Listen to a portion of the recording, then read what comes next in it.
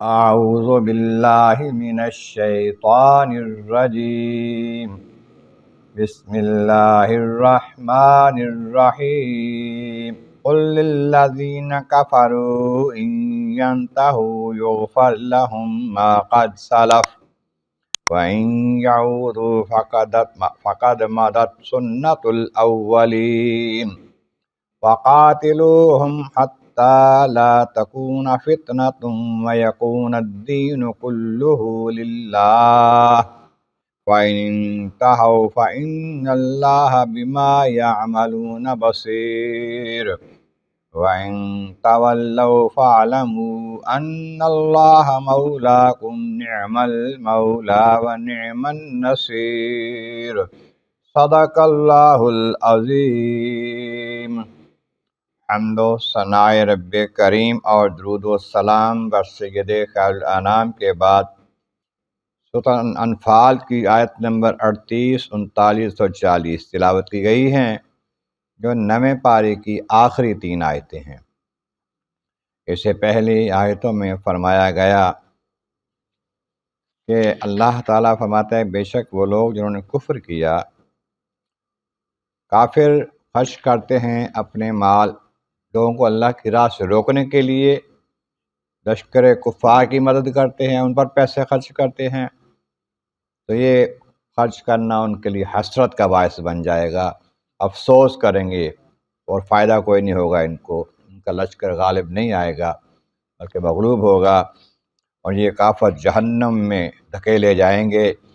اور ایک دوسرے پر ڈال کر یہ گندے سارے اکٹھے کر کے ڈھیر بنا کے ان کا جہنم میں ڈال دیا جائے گا، اور یہ نقصان پالے ہیں۔ کا فرمایا کہ اے محبوب کافروں سے کہہ دو جو یہ مخالفت کرتے ہیں حق کی، اللہ کے نبی کی، دین اسلام کی، ان سے فرما دیجیے کہ اگر باز آ جائیں، توبہ کر لیں، ایمان لے آئیں، یغفر لہم ما کا سلف، تو پہلے سارے گناہ معاف ہو جائیں، توبہ کر لیں، باز آ جائیں، نبی کی مخالفت چھوڑ دیں، نبی کے غلام بن جائیں،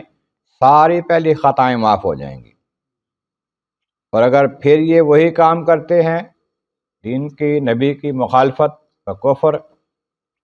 فقط مدد سنت الاولین، تو پہلے لوگوں کا یہ طریقہ گزر چکا ہے کہ اللہ تبارک و تعالیٰ جلد شان اپنے نبیوں اور ان کے ماننے والوں کی مدد کرتا ہے، ان کو بچاتا ہے، باقیوں کو تباہ کر دیتا ہے۔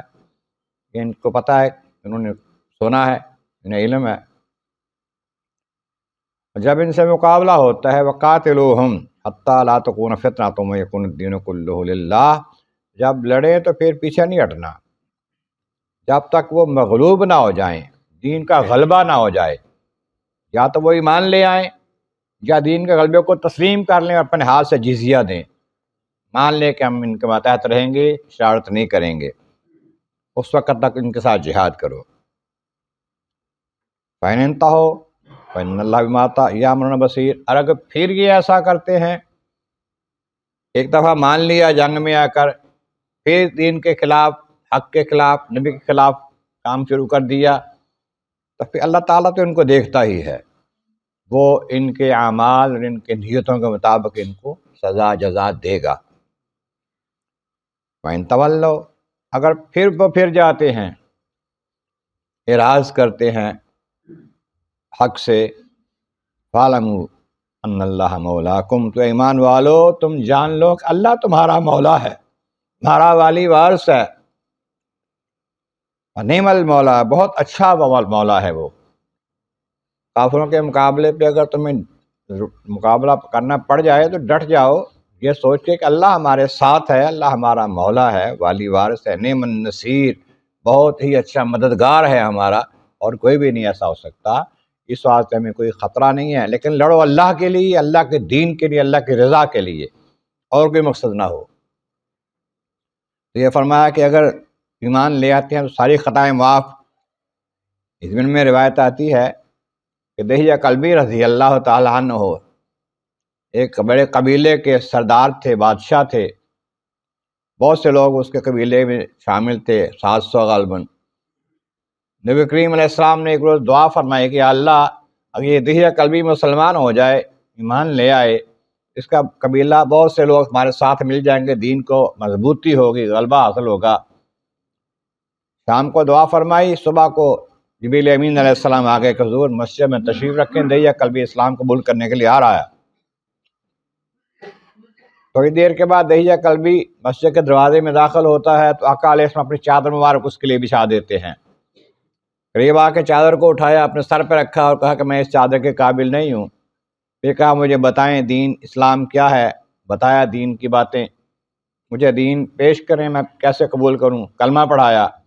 کلمہ پڑھ کے رونے لگ گیا، زارو قطار رو رہا ہے، آنسو گر رہے ہیں، گاڑی بھی تار ہو گیا، کپڑوں پر گر رہے ہیں، روئی جا رہا ہے۔ حضور نے فرمایا کیا بات ہے، اپنے قبیلے والوں سے ڈرتا ہے؟ حضور ڈرتا نہیں ہوں میں، بات یہ ہے کہ میں نے گناہ بہت کیے ہیں، جرم بہت کیے ہیں، ہوں میں بادشاہ، مال بہت ہے میرے پاس، اللہ تعالیٰ سے پوچھ کے بتائیں کہ میں کتنا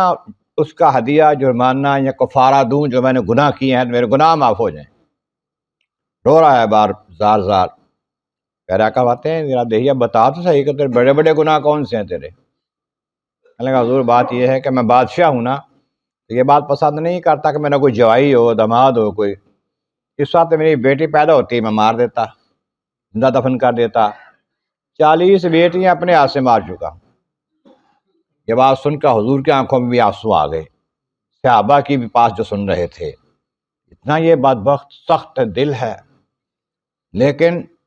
ادھر یہ بات ہو رہی ہے، جبریل امین پھر آ گئے اور آ کر بتایا کہ حضور اللہ تعالیٰ فرماتا ہے کہ دہیہ کو بتا دو، جب اس نے کلمہ طیبہ پڑھ لیا ہے نا، اس کے 60 سال کی زندگی کے سارے گناہ معاف ہو گئے۔ اس پر آقا کریم نے بلند آواز سے اللہ اکبر کہا، اللہ کا شکر ادا کیا اور کہا کہ جو ایک بار کلمہ پڑھ لیتا ہے 60 سال کے گناہ اس کے معاف ہو جاتے ہیں، تو جو میرا امتی بار بار کلمہ پڑھے گا اس کو کتنا کچھ اللہ عطا کرے گا۔ اللہ تعالیٰ کے بارگاہ میں مولانا کریم محبوب کریم کا صدقہ قرآن کریم کا فہم اور اعمال صالح نصیب فرما۔ وآخر دعوانا الحمد للہ رب العالمین۔